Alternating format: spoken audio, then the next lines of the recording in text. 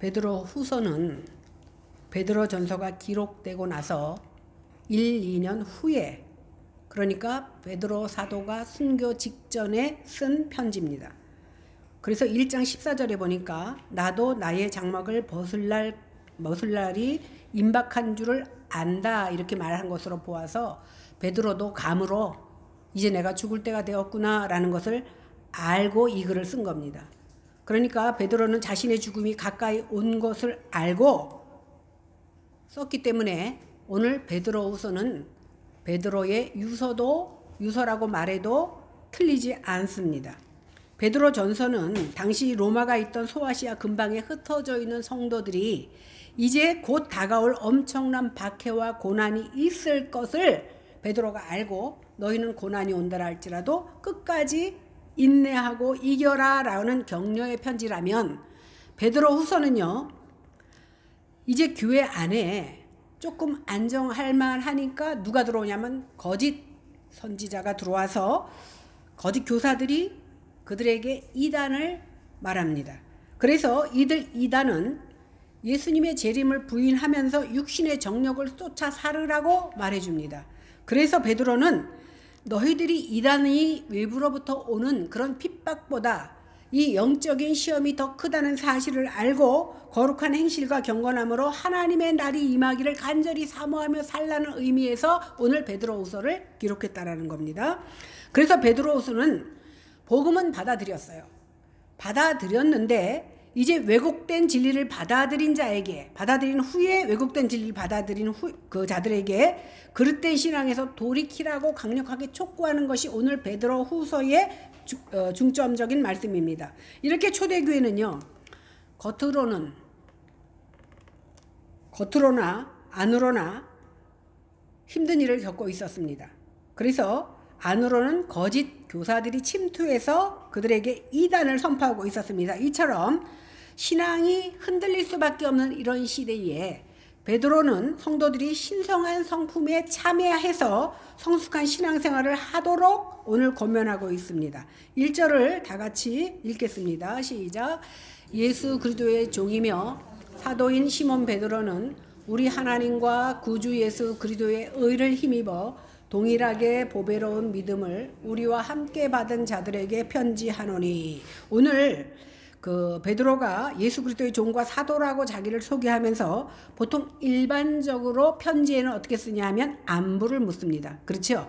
우리가 카톡 할 때도 뭐 샬롬 아니면 안녕 이렇게 말하잖아요. 인사말과는 달리 오늘 베드로는 뭐라 그럽니까? 우리 하나님과 구주 그리스도의 의를 힘입어 동일하게 편지를 쓰는 자. 그러면서 받는 자나 편지를 쓰는 자나 받는 자가 똑같이 하나님의 같은 은혜를 받았고 같은 보배로운 믿음을 가지고 있다라는 것을 강조하고 있습니다. 그런데 우리가 살아가면서 느끼는 보배 그러면 뭡니까? 금이나 은이나 다이아몬드나 아니면 이것들을 살 만한 돈을 우리는 보배라고 생각합니다. 그런데 그러다 보니까 돈 많이 버는 사람은 그 사람 인격도 높은 줄 알고 존중을 받고 대접을 받습니다. 그런데 성경은 뭐라고 얘기합니까? 마귀에게 속아서 너희는 가짜 보배를 진짜 보배인 것처럼 알고 산다라고 말하고 있는 겁니다. 그래서 오늘 말씀은 예수를 믿는 것이 진짜 보배다 이렇게 말합니다. 예수를 믿는 것은 이 세상이 다 불타 없어져도 없어지지 않을 것이기 때문에 보배요. 이 보배를 가지면 이 보배는 천하를 주고도 살 수 없기 때문에 보배로운 것이 바로 믿음이다. 오늘 성경은 말하고 있습니다. 베드로는 유대인입니다. 그래서 어려서부터 율법이 금한 음식은 먹지도 않았고 이방인들하고는 같이 앉으려고도 하지 않았습니다. 그런 베드로가 사도행전 10장에 보니까 이방인 고넬료의 집에 들어가서 복음을 전하는 모습이 나옵니다. 베드로가 이렇게 바뀐 것은 뭐냐면 그가 환상을 봅니다. 보재기에 3번을 보는데 보재기에 음식이 내려옵니다.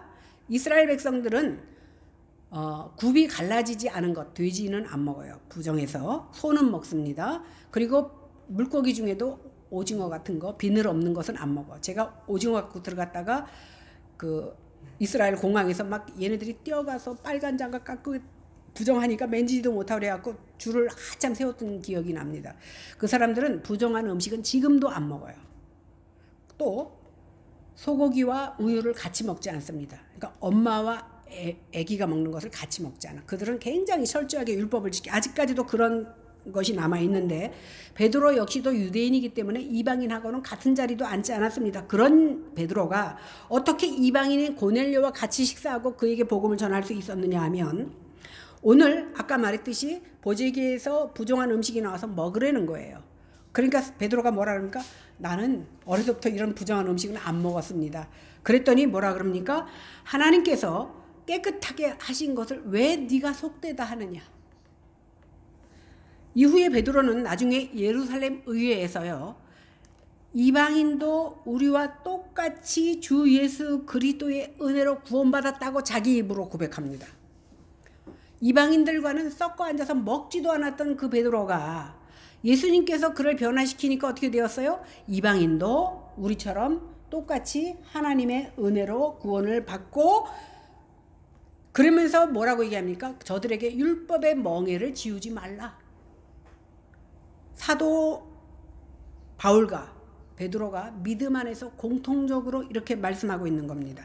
이와 같이 이방인도 주 예수 그리스도의 은혜로 구원을 받았다고 말하기까지 누가 역사했습니까? 성령 하나님께서 역사하셨다는 사실입니다. 자기 스스로 지혜가 있어서 깨달은 것이 아니라는 겁니다.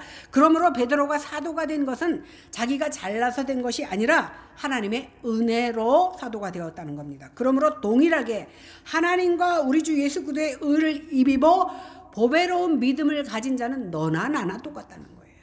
편지를 쓰는 자나 받는 자가 똑같은 은혜를 동일하게 받았다는 겁니다. 이 믿음이 바로 보배로운 믿음입니다.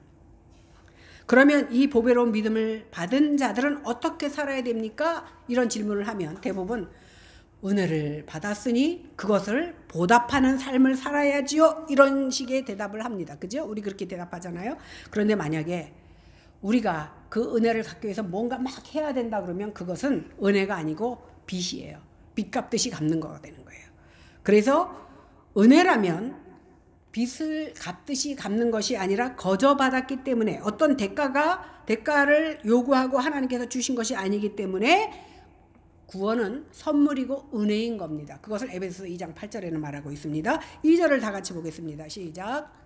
하나님과 우리 주 예수를 알므로 은혜와 평강이 너희에게 더욱 많을지어다. 우리의 보배로운 믿음을 선물로 받았다면 그 선물이 어떻게 준비되고 어떻게 주어졌는지 알으라는 겁니다. 많은 사람들이 말씀을 알지 못하고 오해하다 보니까 자기 방식대로 예수 믿는 거예요.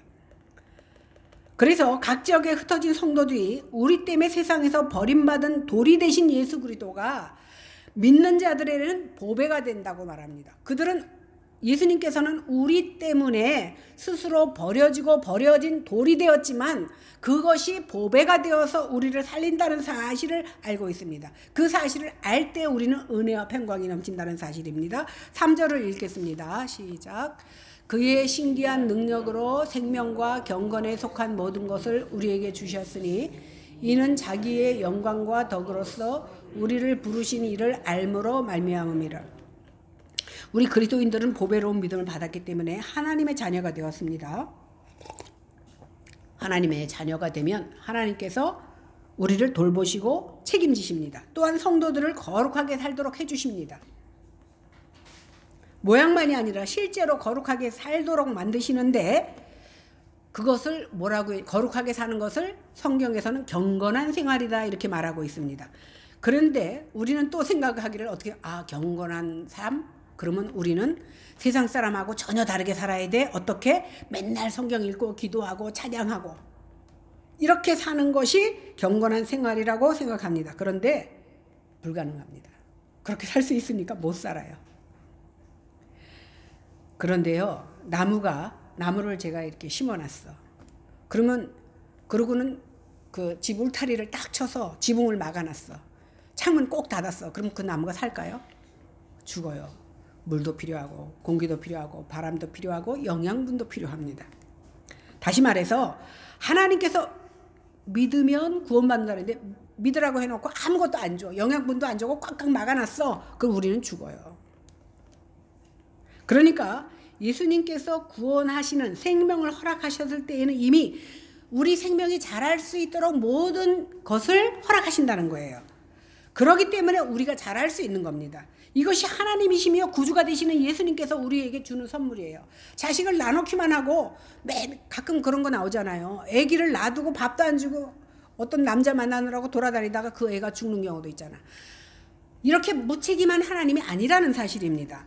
예수님을 믿는 사람은 누구나 경건하게 살 수 있는 능력을 주셨어요. 근데 우리가 줬는데 안 받아. 사용을 안 해. 그게 문제인 겁니다. 그래서 믿는다고 하면서 게으르거나 경건하게 살지 않는다면은 게으르거나 완악하다는 겁니다. 다시 말하면 믿음이 없다라고 말할 수 있습니다.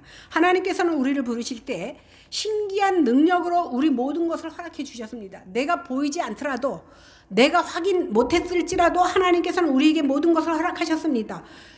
싸움터에 나가는 군인에게 나라에서 아무것도 안 주고 맨몸으로 나가라는 건 뭐예요? 너 나가 죽으라는 소리예요.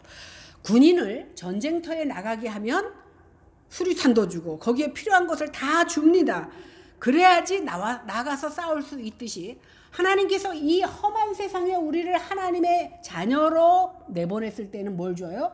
총칼을 주신다는 거예요. 아까 싸워서 이길 수 있는 믿음을 우리에게 허락하신다는 겁니다. 그래서 예수님께서는 예수를 믿는 믿음 위에 믿는 모든 자들에게 이 세상에서 사는 동안 승리할 수 있도록, 또 하나님을 기쁘게 하는 경건한 삶을 살아갈 수 있는 모든 것을 계속해서 허락하신다는 사실이에요. 주셔도 안 받아.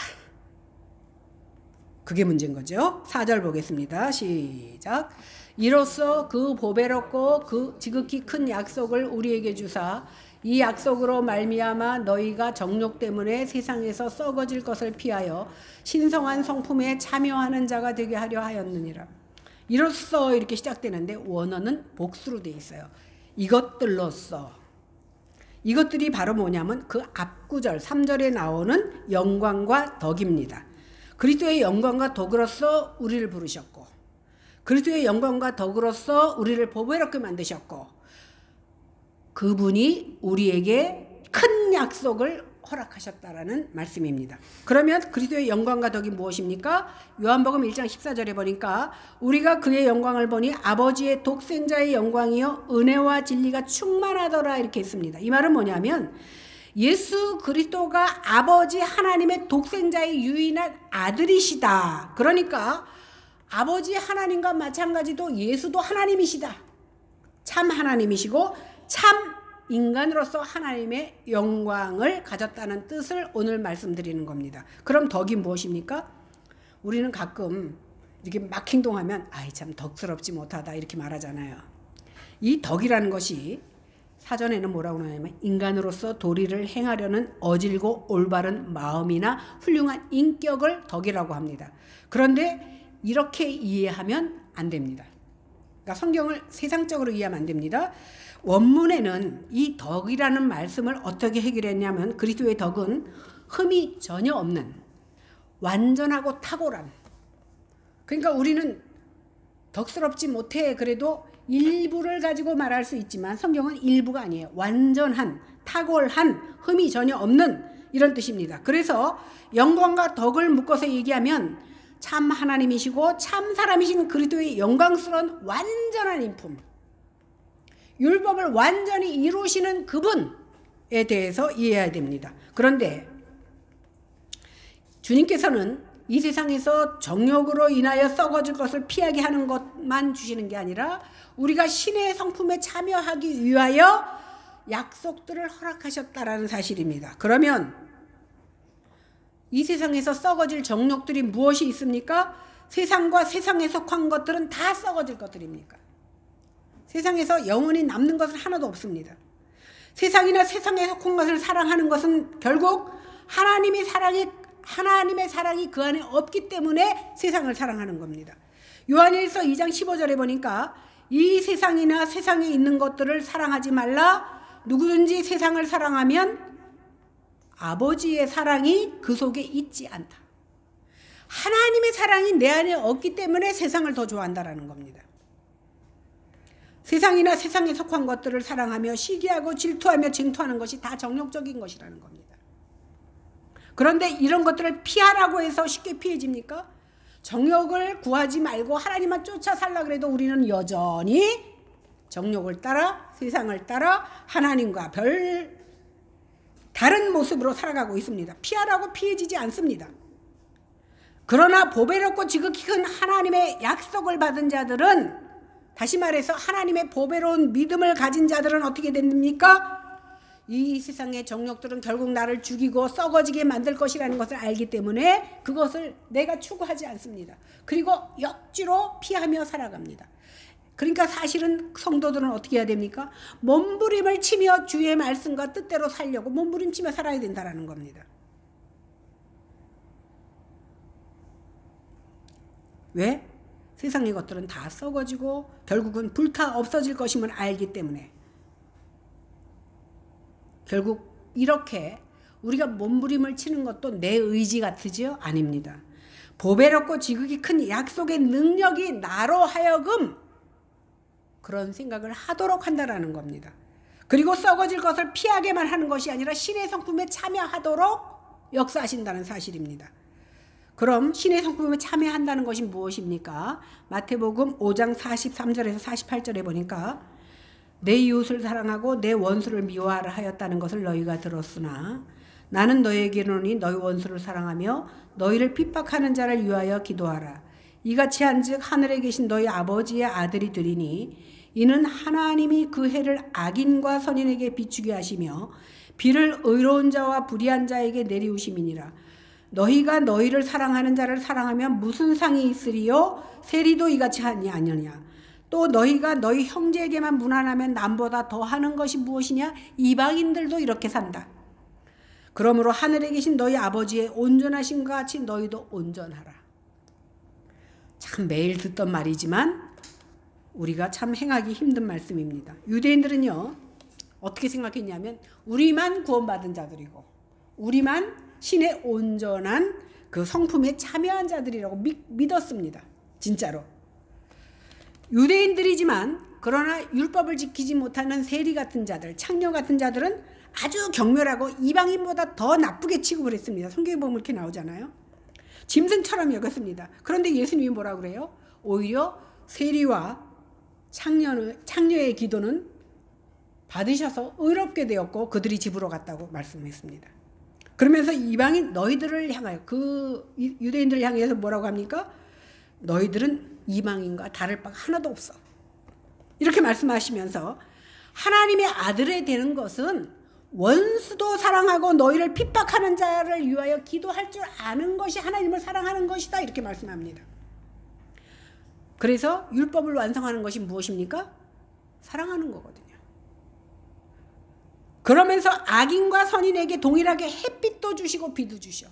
우리 마음 같으면 저 원수 같은 예수 안 믿는 것들한테는 밥도 주지 말고 물도 주지 말고 햇빛도 안 주면 좋겠지. 그러면 다 교회 나올 거 아니에요. 예수 믿으러. 그런데 하나님께서는 악인과 선인에게 똑같이 햇빛을 주시고 비를 주시고 이렇게 온전하신 사랑처럼 온전하라는 겁니다.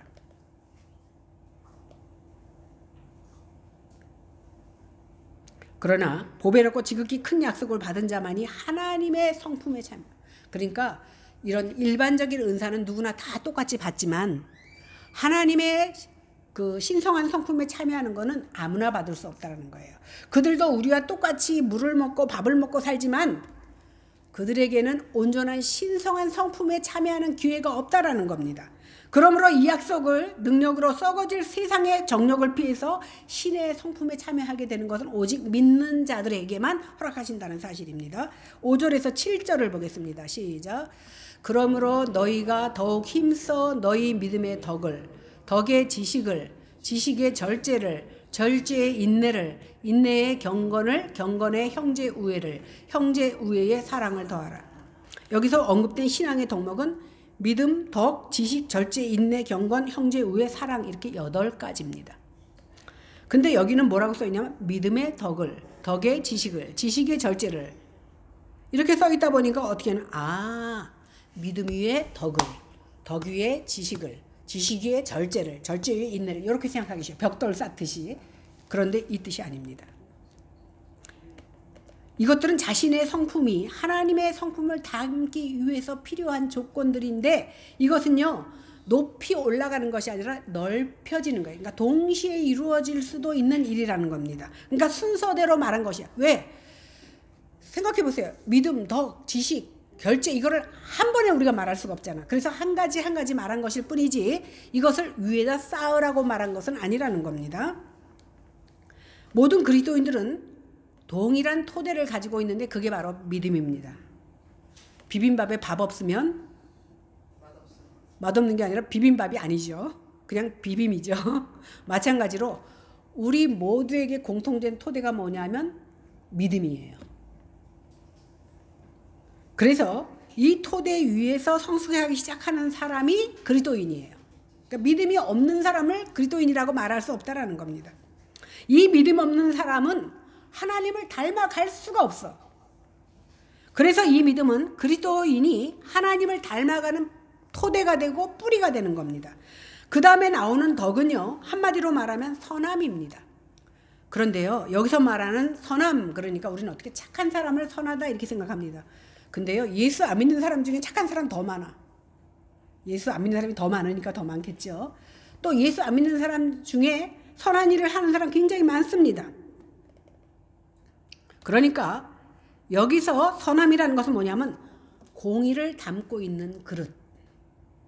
그러니까 하나님의 선함과 세상 사람의 선함의 차이는 다르다는 거예요. 그래서 공의를 담고 있는 그릇으로서 겸손하고 자비로움을 가진 것을 오늘 성경에서는 뭐라고 얘기합니까? 덕이라고 말합니다.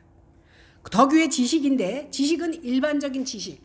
일반적인 지식을 말하는 게 아니에요. 만약에 지식이 일반적인 지식이라면 박사학위를 몇 개 갖고 있는 사람이 가장 훌륭한 사람 아닙니까? 그런데 여기서 말하는 지식은 성경에 뭐라고 말하고 있냐면 베드로후서 3장 18절에 보니까 우리 주 예수 그리스도의 은혜와 그를 아는 지식, 예수님을 아는 지식을 말하는 거예요. 그러니까 세상의 것을 많이 알았어도 예수님을 알지 못하면 무식한 거예요.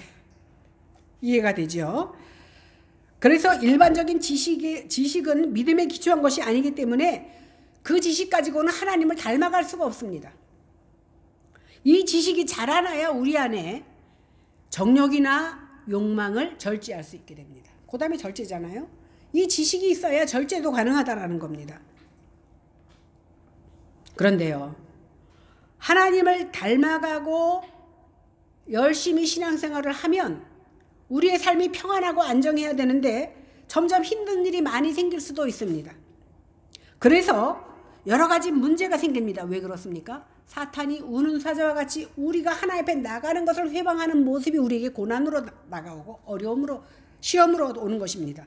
그럴 때 필요한 것이 뭐냐면 인내입니다. 그러니까 어려움이 닥쳤을 때 인내해야 된다니까 이를 꽉 깨물고 눈 꼭 감고 참으라는 것이 인내가 아니에요. 인내하면서는 반드시 뭔가를 해야 합니다. 그 해야 하는 것이 세 가지인데 첫째가 경건의 힘을 써야 됩니다. 그러니까 참느라고 그냥 입만 꽉 깨물고 하는 것이 아니라 경건한 생활을 하면서 기도하면서 참으라는 거예요. 인내하라는 거예요. 경건은 뭐라고 얘기하냐면 야고보서 1장 26절 27절에 보니까 뭐라고 나오냐면 누구든지 자신이 경건하다고 생각하면서 자기 혀에 재갈을 물리지 아니하고 자기 마음을 속이고, 여기서 자기 마음을 속인다는 건 뭐냐면 그냥 하고 싶은 말 다 하고 남의 상처 다 주면서도 나는 경건해 이렇게 생각하면 자기를 속이는 거예요. 이 사람의 경건은 헛것이다. 하나님 아버지 앞에서 정결하고 더러움이 없는 경건은 곧 고아와 과부를 환난 중에 돌보고 자기를 지켜 세속에 물들지 않게 하는 것이 경건이다 이렇게 말하고 있습니다. 성경은. 그러니까 우리가 생각하는 경건, 내 뜻대로 해석하면 안 되고 성경이 무엇이라고 말하는지를 아는 것이 바로 지식인 거예요. 그런데 이 세 가지가, 그러니까 경건에는 이 세 가지가 말 조심하고 과부와 고아를 돌아보고 자기를 세속에 물들지 않도록 자기를 이렇게 다스리는 그런 모습이 있어야 됩니다. 그 다음에 경건 다음에 있어야 될 두 번째 세 가지가 뭐냐면 형제 우애. 그 다음 형제 우애에 사랑을 더하라 이렇게 두 가지를 말하고 있는데 사실 형제 우애와 형제 우애에 사랑을 더하라는 한마디로 말하면 그냥 사랑이에요. 근데 여기서 형제 우애 그러니까 우리 피부치를 말한다? 아닙니다. 여기서 말하는 형제라는 것은 교회 성도들을 가리킵니다. 그리고 사랑은 그 범위가 그러면 교회 교인들끼리만 잘하면 되겠다 아닙니다. 대부분의 사람들이 어떻게 생각하냐면 교회 밖에서는 막 하고 교회 안에 있는 사람끼리는 끈적끈적해. 이거 안 된다는 거예요. 오늘 성경은 뭐라고 하냐면 교회 밖에 있는 사람들까지, 다시 말해서 원수까지도 사랑하는 마음을 가지라는 겁니다. 그러니까 참 사랑 안 되는 사람 있잖아요. 보면 승질나. 어떻게 사랑합니까? 상대를 억지로 사랑해야 되는 감정까지도 만들어내라는 게 아니에요. 내가 사랑하려고 맘먹는다고 그 사람이, 미운 사람이 사랑해집니까? 안 돼요. 우리가 억지로 사랑하는 감정까지야 만들어낼 수가 없지만, 그러나 그 사람을 위해서 기도는 해줄 수 있어. 옛날에요, 정화선 집사라고 저랑 매일매일 철야했던 사람, 저 매일매일 가서 교회에서 철야했는데, 그분은 왜 철야를 했냐면 남편이 억울한, 남대문 시장에서 사업하다가 억울한 일을 당해서 사기로 감옥에 들어갔어요. 감옥에 들어가서 무릎 꿇고 진짜 매일매일 성경을 읽으면서 새 사람이 되어서 나왔는데, 그 남편 때문에 매일매일 철야를 했어요. 그런데 밖에서는 이 여자가 뭐합니까? 나가서 그 사기로 집어넣은 사람한테 합의 봐달라고 만날 거 아닙니까? 그런데요, 우리한테 사모님하고 셋이서 철야하는데 무슨 얘기를 하냐면, 그 여자를 만날 때마다 속으로는 갈아먹고 싶대. 얼마나 미우면 갈아먹고 싶다 그러겠어요? 그런데 웃으면서 남편을 빼내야 되니까 이제 합의를 봐야 되잖아요. 근데 교회 와서 울면서 뭐라고 기도합니까? 그 사람조차 사랑하는 마음을 허락해 주시고 그 사람이 예수를 알게 해달라고 기도하는 거예요. 이 마음을 하는 거예요. 그러니까 내가 미운 사람을 사랑하겠다고 결심한다고 사랑해지지 않아. 그러나 그 사람을 위해서 억지로 기도해 줄 수는 있다라는 겁니다. 그러니까 미운 마음을 사랑하는 마음으로 바꿔낼 수는 없지만, 그러나 그 사람을 위해서, 그 사람이 잘 되기를 위해서 기도해 줄 수는 있다라는 거예요. 이것은 뭐냐면 아까 성경에서 말했듯이 하나님께서 악인들과 선인들에게 똑같이 해와 비를 주시듯이, 그냥 하나님도 그냥 예수 안 믿는 것들은 착착착 해버리면 얼마나 좋겠어. 그러나 그들에게도 동등하게 해와 비를 허락하셨듯이 우리는 교회 안에서만 사랑으로 뭉치는 것이 아니라 교회 밖에까지도 사랑을 보여주는 것, 이것이 바로 진정한 사랑이라는 거예요. 이렇게 핵심적으로 말씀한 8가지를 잘 사용하면 어떻게 돼? 우리가 하나님의 성품을 닮아가는 것이 된다는 겁니다. 우리가 보배롭고 지극히 큰 약속을 받은 사람들입니다. 그렇다면 그 안에는 그의 신기한 능력으로 생명과 경건에 속한 모든 것을 이미 주셨다는 거예요. 아까 전쟁터에 나가는 군인들에게 총과 칼을 허락하신 것처럼 오늘 우리에게 믿음을 허락하신 하나님께서는 우리가 알지 못하는 신기한 능력과 경건에 속한 모든 것을 우리에게 허락하셨습니다. 그래서 우리는 내 성품으로는 할 수 없지만 믿음을 허락하신 하나님께서 덕에 지식을, 지식의 절제를, 절제의 인내를, 경건을, 형제 우애를, 형제 사랑까지도 더해 주신다는 거예요. 그래서 그의 영광과 덕으로 부르신 그분을 찬송하고 감사할 수밖에 없는 사람이 되도록 하신다라는 의미입니다. 이 시간에 성령 하나님께서 우리에게 이런 은혜를 주셔야만 우리가 하나님을 닮아갈 수가 있습니다. 그래서 그 덕을 깊이 알아가고 그것을 삶 속에서 보여줌으로 신의 성품에 참여한 자다운 모습으로 삶을 드리는 저와 여러분들이 다 되시기를 주님의 이름으로 축원합니다. 기도하겠습니다. 하나님, 하나님의 종 목사는 아무것도 잘난 것이 없고 성도들보다 내세울 것도 하나도 없지만 귀한 도구로서 쓰임받기 원하여 이 자리에 썼습니다. 그래서 그 통로로 사용받을 때에 하나님의 말씀을 온전하게 전함으로 말미암아 성도들에게 깨우침을 허락하시는 귀한 은혜가 있게 하여 주신 줄로 믿고 감사를 드립니다.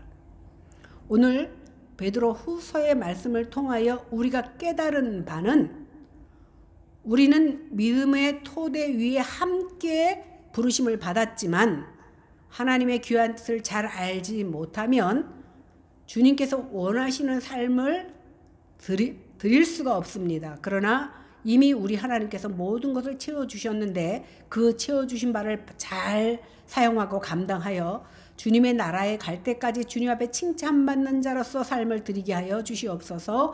감사드리며 예수님 이름으로 기도했습니다. 아멘.